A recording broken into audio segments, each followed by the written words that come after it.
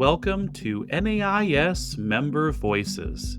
I'm Scott Donaldson, NAIS Member Engagement Director. This month, we're featuring an episode from the recent season of our sister podcast here at NAIS, View EDU. Here's NAIS President, Debra Wilson. Welcome back to View EDU. I'm so excited for today's conversation. Jalaj Desai is the head of school at Saddle River Day School in New Jersey. And I have to say, the first time I met him was at an NJIS event in the spring of 2024. And the amount of activity on this campus is just incredible. And I can't wait for us to jump into this conversation. A little bit of background about Jalaj. He holds a bachelor's degree in chemical engineering and 2 master's degrees, one in computer science, one in educational leadership. He began his teaching career at Dwight Englewood, where he taught upper school math classes. He advised a financial and consulting club and coached soccer and tennis. And prior to joining Saddle River, he was the head of the math department at Rutgers Prep. He was also the director of the business and entrepreneurship program. It's just such a gift to talk to somebody who is so excited and passionate about the work that he and his team are doing at the school and the amount of change and innovation that they have managed to implement in a very short period of time. So with no further ado, let's jump in with both feet to this exciting conversation.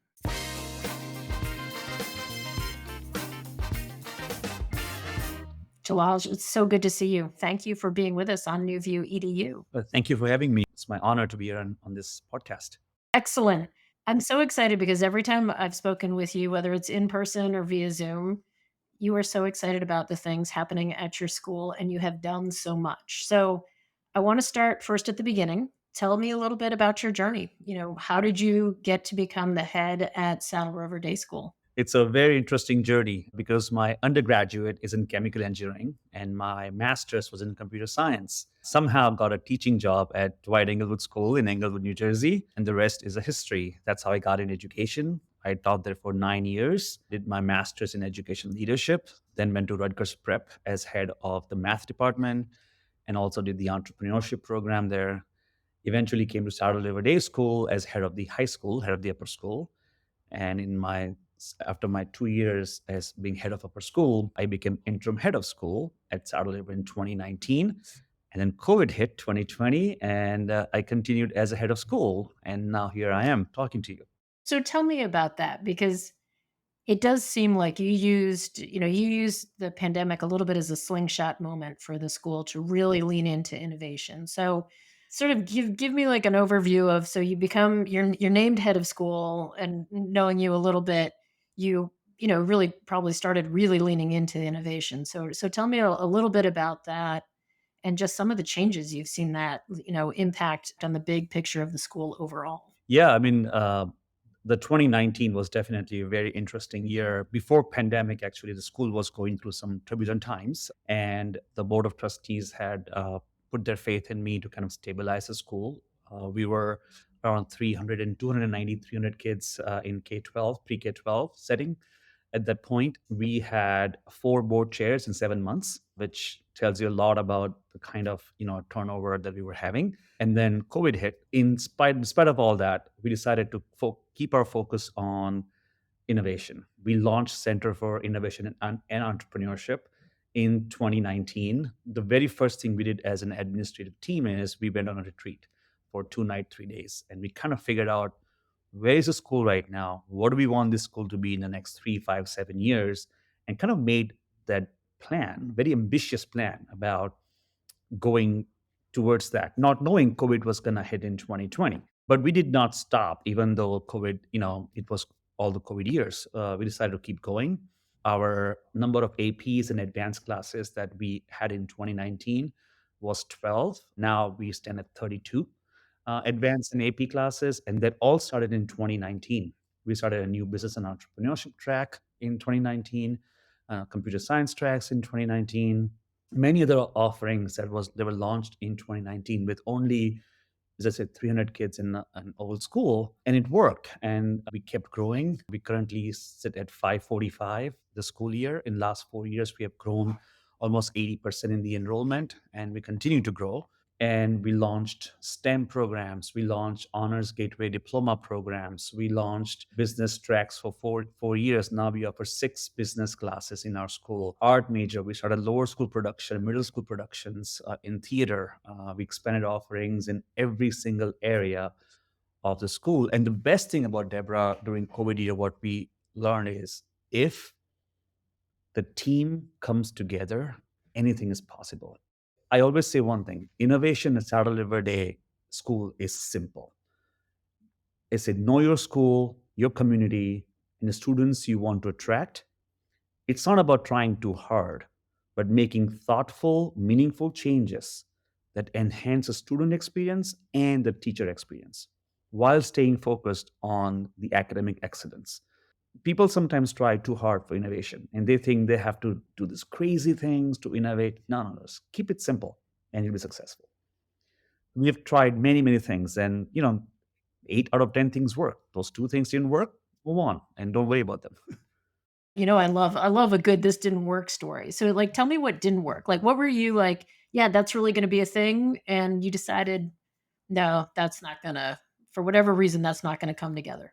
Well, one of the things I'll talk to you about in short while is the AI tool, like what we tried, what worked, what didn't work.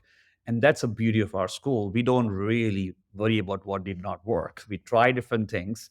And if it doesn't work, it's okay. And move on. We teach our kids the same exact thing. Don't get stuck up with what didn't work. We kind of evaluate the situation, see why it didn't work, and then simply move on. So we wanted to offer a few classes in ninth grade, eighth and ninth grade, had to do with humanities. At that point, we tried to offer evening classes and it didn't just take off, or even summer classes. And it was important for us to offer those. We kept trying a couple of years. It didn't work. We dropped the idea eventually. You don't want to keep, trying same thing over and over again. But on the other hand, the same exact theory, we offered Latin as our third language this year, fourth language this year. And we saw a strong interest, not strong, but pretty decent interest in our student body to take Latin. We just didn't have teachers or programs, or kind of not knowing how we started. So we offered an evening lettings classes, and now we have 14, 15 kids taking evening classes. Eventually, now we're going to bring that into our daily school calendar rather. So sometimes you try different things. Same concept will work for one thing, but not for the other. That's so interesting, and it's great that you can let it go, right? Like, you can try it and be like, "You know what? That's not it's not taking for whatever reason." But to grab the kernel of that concept and try it with something else, and my Latin teacher, Mr. Toll, would be thrilled to hear that you're offering Latin again and that it's making a Yeah, comeback. making a comeback. Yes. Yeah, that's just makes me happy as a former English major.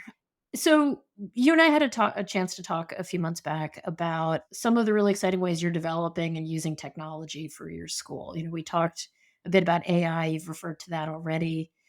Like, talk a little bit about that initiative, kind of like where it came from and like what's worked and what hasn't. I think a lot of schools are wrestling with how do we use AI more readily? Like, how should we be thinking about it? And particularly, you talk about the teacher experience. And as you know, my feeling about AI is it can help reduce teacher load, mental load a fair amount. And that teacher experience is going to become more and more crucial to our school. So, talk a little bit about that initiative and like what's worked, maybe what hasn't, and like how do you feel like it's helping that teacher and the student experience in your school? It has been a very, very interesting journey because before teachers realize that this is actually going to help them, the first reaction teachers get is this is more work for us. And it's a battle that you fight because that it's going to actually help everybody, right? So this all began, especially for our AI journey, about a year and a half ago, where we were visiting India. I actually hired Kevin Murgis, who's a chief global impact officer at our school. We were in India for some partnership work that we are doing in India in July, and we came across a tech company. We were having conversations about AI and how that's going to impact education and all that. We were so impressed by the owner, and then he kind of understood my vision, what I really wanted at our school. So we asked him to come to our school for a feasibility study to see how AI can actually change or make an impact. And we at that point we had zero idea where we were going with it. We had a vision in our mind. We knew we wanted to offer more personalized learning for our kids, and that was the initial goal. So when he came, we spent about 2 months with our teachers understanding what education is, how AI can help, what teachers are going through, what struggles they have, what they would like to see in an AI product versus kind of adopting a random AI product that's out there, and every teacher is going to feel comfortable with having his or her first choice. So we wanted to kind of avoid having like 15 different AI products on our campus with kids are getting confused, parents are getting confused, teachers are getting confused. We don't really have people to train teachers in that capacity. So we kind of went on this route, and we decided to focus on making our own AI product, which turned out to be a bit expensive than we thought, but I think was a right investment in the product. So our teachers, our administrators, our students, they all got involved in this particular project where the consultant asked them all the questions and we met as a team. We figured out this is what we want. So it becomes very intuitive. When teachers design a product for teachers, it's a lot better product. It's a very different thing, right? The frustration came from the tech companies because they are not used to of that, right? And as teachers, sometimes we think something on today, some like X today, and tomorrow we have a whole different point of view because we came across a different situation. So a lot of changes were happening in that process. What I thought was the best thing happened to our school is forget the outcome. The learning our teachers and administrators did about the AI was so critical in terms of understanding what is AI, what can it do for our community, what are the limitations we have, how do we go forward in terms of implementing this. So we slow down a bit because I thought that we were going a bit too fast on that one. And teachers need time because we still have to remember teachers still have to teach and do all the amazing things they do. So while the calendar year is going on, school year, it's hard to implement new tech as we go on. If you implement it too quick, we're gonna completely lose the battle, right? We're not gonna have any buy-in from teachers or admins. So we are going slow, and we are hoping that next month we can have another kind of a launch of the product with our faculty and have some really cool tools to show them what they can do, especially as the APs come closer, especially in the lower school. They're going to have speech to text AI avatars coming up, and middle school end of the year exam reviews and all the homework stuff. So that we're pretty excited about what's going to happen next month. So would you describe a little bit, I have a little bit of the insider scoop in that you took the time to walk me through it, but would you describe to our listeners sort of like what it does? The version that I saw, I think it was last spring, maybe in the summer, was like the base version. So like describe a little bit what that is, what it does, and then what this next iteration might look like. Where has this grown? Because I haven't caught up on the next part of the subplot that you have going on over there. No, it's okay. I think one of the things that, as I said, we want to keep it simple, just like any other innovation we did. So we decided that we're not going to do something crazy, something fancy with it. In terms of, we don't want our product to create PowerPoint presentations on the content. That's not what we're going to do.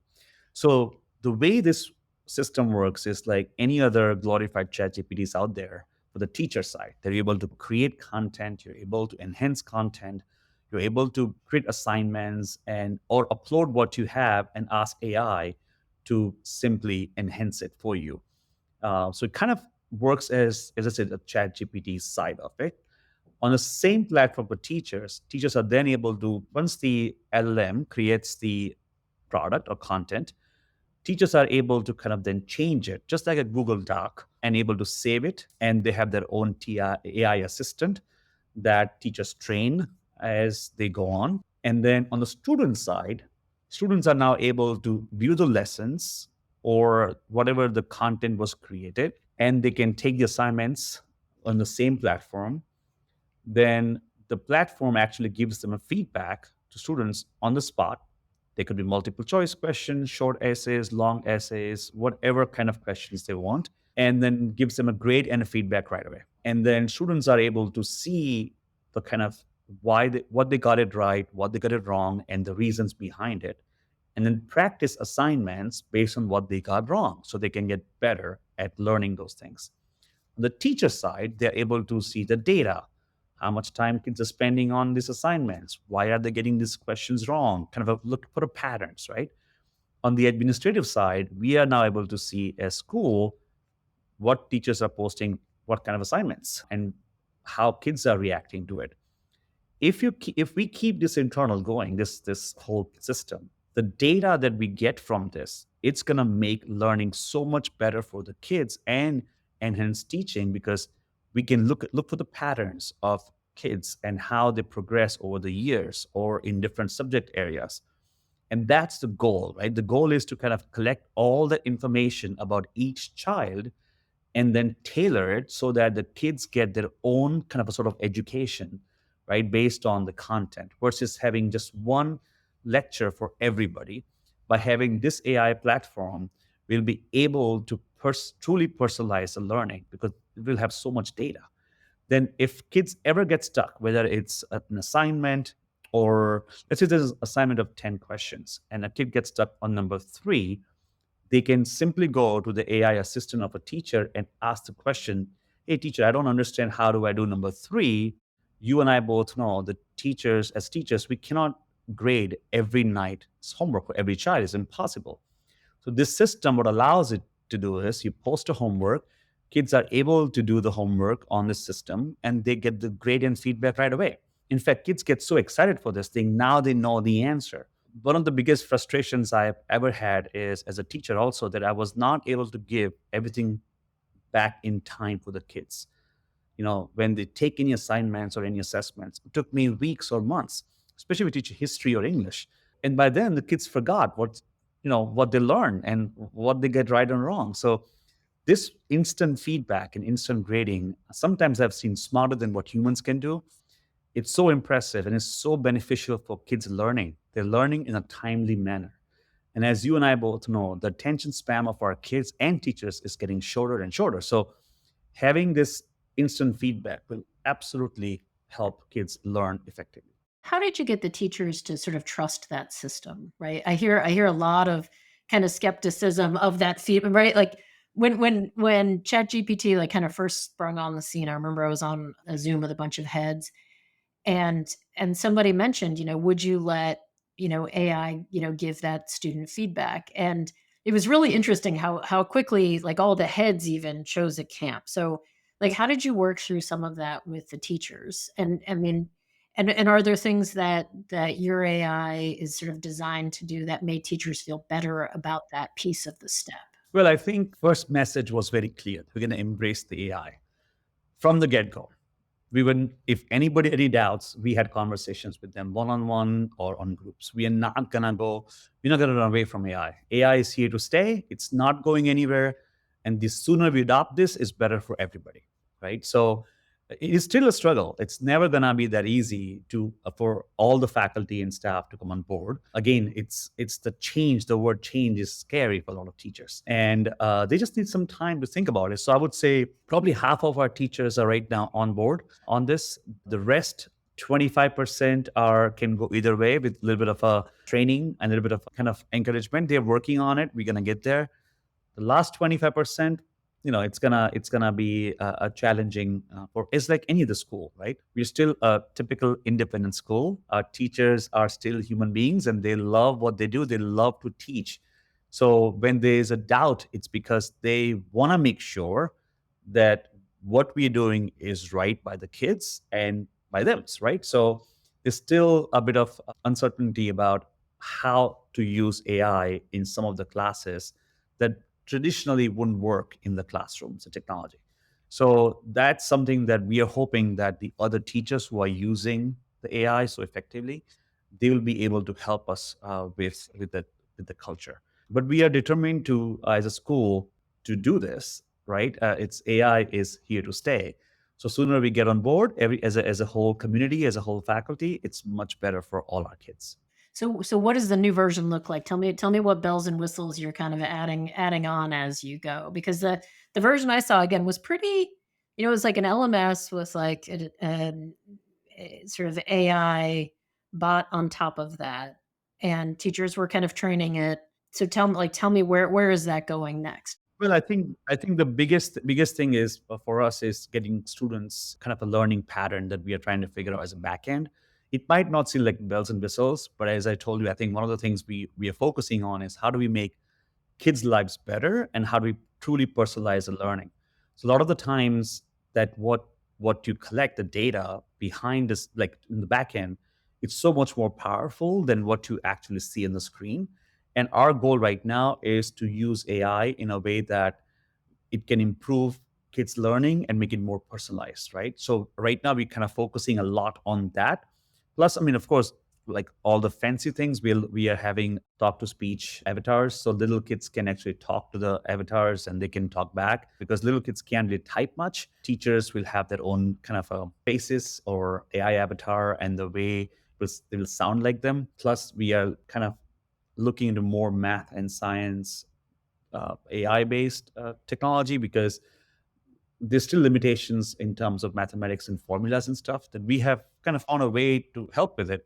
But little more advanced technology will definitely go a long way. But what I really want is my own avatar right outside my office where little kids can come and say, "Hey, Mr. D, what's the weather going to be today?" And then my avatar would say, "Hey, Johnny, here's what's going to be." So having that conversation with little kids in the lower school, that would be really cool. So we're kind of trying to find ways to make AI fun at the same times, make it more relevant in kids' life and not just another tech tool that exists.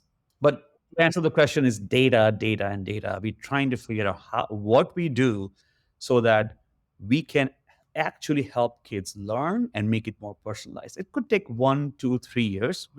We'll see how it goes. I think it's so exciting, and I can't wait to see where it goes next because change is hard, but it seems like you have a great team that has jumped in with both feet and, just to see what's possible, which is amazing. Our AI integrator is in this. Uh, Actually, he's just walking right by us, even in my office. Is an amazing. His name is Roman. He's from industry. He worked for Bloomberg Associates for a couple of years, but he loves kids interaction. So he decided to join school, and he teaches computer science classes, a couple of them. He does all the AI work with our kids and teachers. And he is so passionate about this that other teachers and kids want to just jump on board. So having the right people is a key.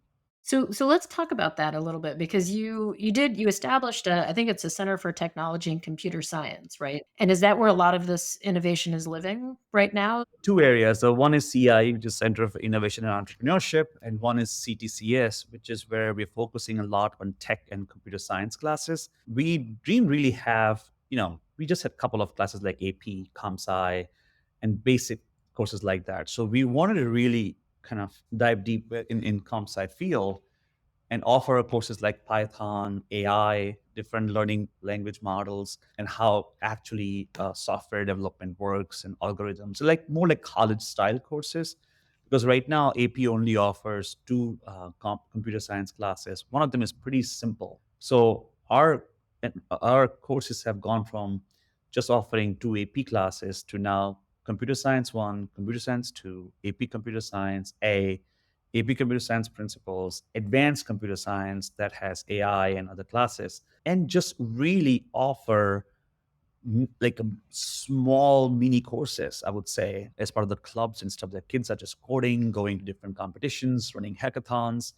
So we wanted to kind of establish a center that focuses solely on that uh, aspect of it, just like our CIE was very successful. And we want to replicate that model for CTCS. Our hope is in a year or two, it will become as successful as the CIE has been in the last few years. That's fabulous. Yeah, and you've taken this kind of next level, right? Because like you've got virtual reality classrooms happening too. So tell me a little bit about that and how does that fit into this as well? One of the key elements is I gotta tell you also is that when you start all these things, the results are nowhere to be found in the next 3 to 6 months once it launched, right? You got to be patient through all this. So, in the virtual reality classroom, the idea was that we wanted to start with one classroom that looks like Sarah Liver Day's classroom. So, we actually had the whole technology that they came in and they did the whole shoot, and then they produce a classroom that looks just like one of the classrooms that we have on campus. And eventually, we're going to build the whole campus online in the virtual reality area, right? Where any kid sitting anywhere in the world is able to actually go into our virtual classroom and learn. We have partnerships in India. We just launched partnerships in UAE and African nations. So we're trying to figure out how we use those global partnerships so that kids can go to our virtual classroom and learn something really cool, right? Not necessarily your regular AP classes or regular classes, but something really cool that can be beneficial in that virtual reality environment. So the idea is that the kids would really walk in virtually into one of the classrooms. They go to the buildings and sit down in a classroom and learn. That's where we are trying to, build it, but it's taking a little longer than we would have hoped for. But you're keeping at it. Sounds like you've not lost track of the dream yet. No, because that's some dreams you let go, right? In terms of because it doesn't work out, there are clear signals to do that. Some dreams you keep going because it's gonna take time. It's gonna, we gotta be patient. You need to go through a lot of stuff, especially when a school that is going through so many different cool things and changes. You just have to make sure your resources are divided correctly, right? As you know, we are breaking ground for a brand new science hall of science and entrepreneurship. It's a 34,000 square foot building that's going to focus on, learning in a new way. We're going to have some really cool specialty classrooms, brand new science labs, some common spaces, and that's kind of, as you can imagine, taking a not a toll, but it's a big point of discussion on our community right now. It's a $20 million project, and we able to fundraise all that within a year to kind of support the fast-paced construction that's going to start in a week or so, and hopefully done in a year, so we can go in that building and do all these cool things that we want to do. I love that project, and I was actually in Minnesota recently, and I was talking to a head of school, and he was talking about just what a gift it is to create a space centered on like the pedagogy or where you're trying to go. So as you're designing this space, right? And you're trying to move along pretty quickly, what are you thinking about? A lot of schools are going into construction projects or they're looking, particularly when I travel around the country, I see a lot of, science or technology buildings, and there are really cool things you can do now. Like how are you centering those kind of design principles? How are you thinking about that?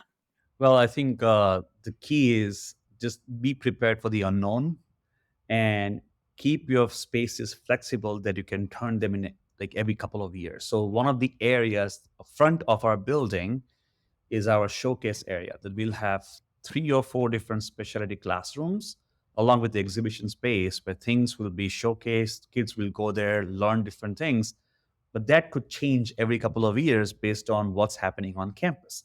So that whole area is going to be very flexible in terms of looking ahead, not kind of necessarily having your some sort of lab that exists. No, that would be something cool that will keep changing every couple of years. The other thing is I also want to make sure we go back to a bit of basics in terms of what we offer. We actually lost library in the last 3-4 years because of our growth, and also COVID years. We had to use every single inch that we had, and then it never came back. So we want to bring a library back, but in a way that is modern. So we kind of are having discussions about what does that look like. It's important for our humanities department to have a well-resourced library, which will be beneficial for all the kids, right? So resource centers is, I think, one of the things that I've learned in this building. We met with the architects and say, give us the rooms, and some rooms which will only have 3 walls, some will have 4, some will have exhibition areas, some will be like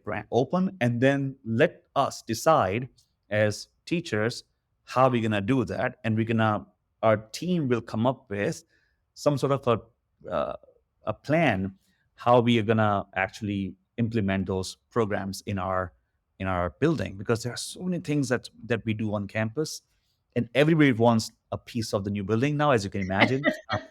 Yes. So we have to be really creative in terms of how we not only use the new building, but also use the existing space that we have, and how do we restructure it to meet the demands of all the innovation that's happening on campus, whether it's English or whether it's computer science.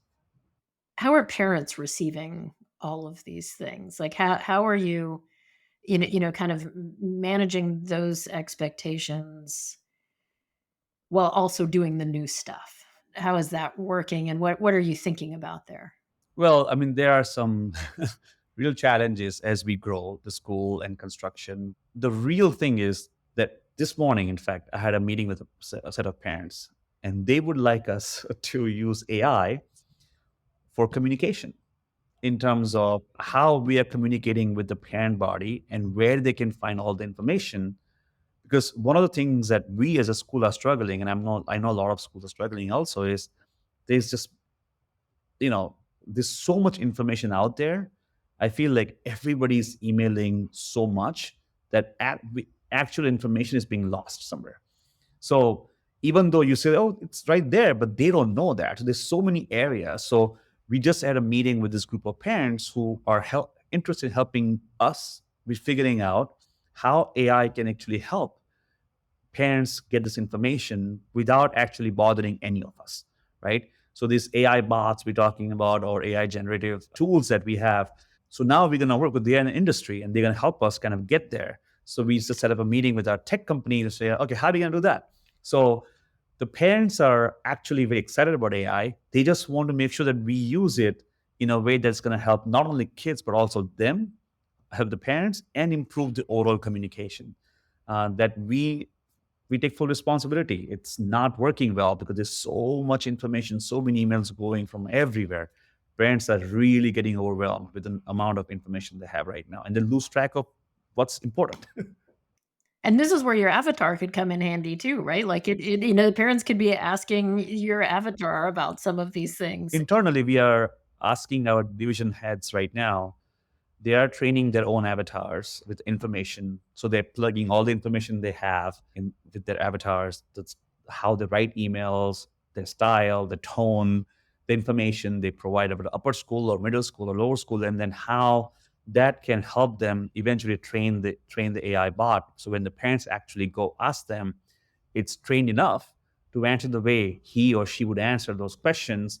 And that has been work in progress, which will launch them in the fall.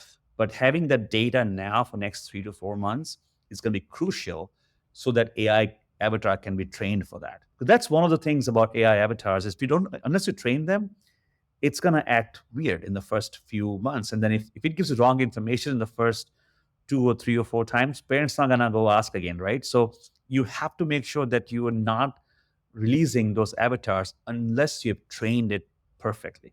Right. It's one of those things that has to be really good right out of the gate, early on. Right now, you go to ChatGPT and you can actually find out, or any other LLM, and find out Saturday or day school. It will give you 60% accurate information, right, about what it is.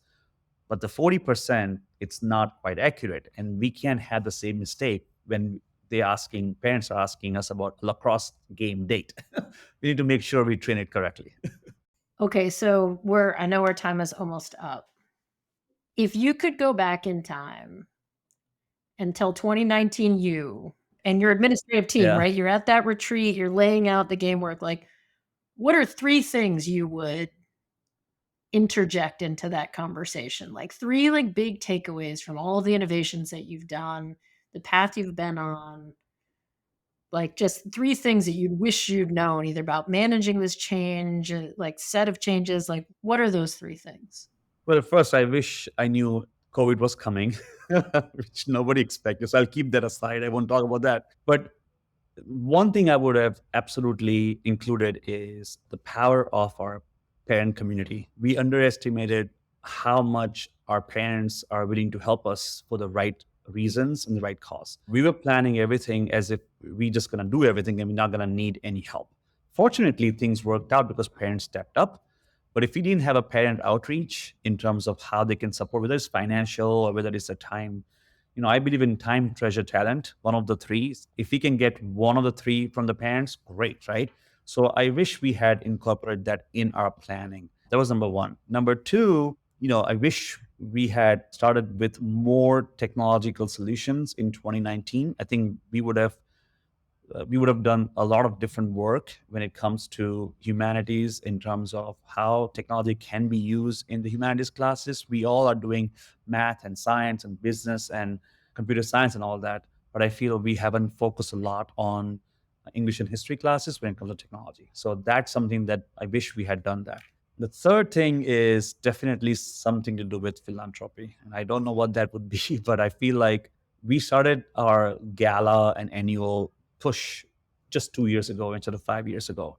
So if we had started that push early on, I think we would have been a little more successful. We're not complaining right now what we have. We have a great campaign, but if as a team we had come up with better strategies in 2019, I think those 3 years we would have been as beneficial as what we have had now, because our gala used to do about 150 gross and about 50, 60 net.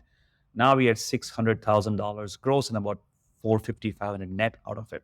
So it would have been better, same thing with annual funds and capital campaigns. So having some sort of a plan for philanthropy from early on would have been beneficial. Excellent. This has been such a fabulous conversation. I just love hearing all of the things that you're doing. Thank you for coming on and sharing them with us. And I can't wait, maybe in a year, 18 months, we'll do another follow-up and see where everything has landed. And I can't wait to come to campus and see the new buildings. Really looking forward to that. We are very excited for this jump from 300 to 545 and where we end up with, where we stabilize based on the capacity, honestly, of the building, of the town, of the roads in this area. But more importantly, whether it's 600 or 800 or 500, whatever the number of kids we end up with, it's to offer them something unique, something so innovative that they cannot find anywhere else. And every independent school should strive to do that, because there's enough market for everybody, and there are unique ways to attract different kids. Kids learn differently, schools offer differently, teachers teach differently.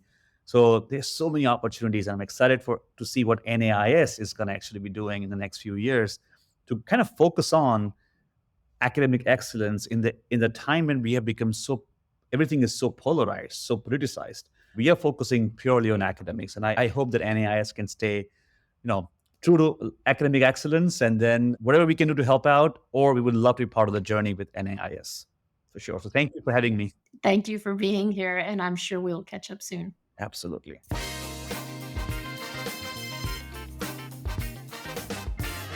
Well, as promised, and as always, I'm just continually blown away by the innovation and energy Jalaj brings to his work at Saddle River Day School. He and his team just have done amazing things in a very short period of time. And it's so exciting to talk to him and hear all about those many ideas, the projects, initiatives, the ongoing dreams that they are just bringing to life every day. What really fascinates me about his particular approach to innovation is that he relies so heavily on keeping things simple and straightforward, not worrying too much about failures or mistakes, really focusing on the learning and the innovation, and to keep iterating, to really look at what things have worked, what things haven't worked, and figuring out how it all fits together. I was really impressed with what he said, was when he said that the most important thing that came out of the AI work that his team has been doing is the opportunity for them to all learn together. What they've put together is very cool on a day-to-day, basis, how it's working with students, how it's working with teachers, but his enthusiasm and focus and just the positivity behind the learning experience as its own takeaway is just incredible to me. And I noticed as he continued to share all of the fabulous things that they are working on, every project is based on the needs of his community. Undoubtedly, there are cool things happening, but they're happening in response to what he and his team feel will be the most helpful for kids, for teachers, for parents, and for the whole community. In other words, they aren't innovating for the sake of innovation. He's harnessing the possibilities that technology presents to help solve problems in a unique way, and using the complexity of AI, virtual reality, online connections to really just unlock the simplest way to help people. And one thing I suspect, although I don't work with him from day to day, is that he and his team are actually making it fun, which we always appreciate. I can't wait to see what happens next in Saddle River, and with all of Jalaj's exciting projects, I'm sure it will be something to watch. Thanks for listening to this episode. And don't forget to subscribe to New View EDU on your favorite podcast app. You can find some related NAIS resources from this episode by visiting nais.org/membervoices. You can also keep an eye on that page for information about past and upcoming episodes. Please be sure to subscribe to Member Voices wherever you get your podcasts so that you don't miss an episode, and go back and listen to previous episodes you might have missed. If you have feedback for us, please leave us a review on your favorite podcast platform to let us know how we're doing. You can also send us your thoughts and suggestions on what you'd like to hear on a future podcast by emailing membership@nais.org.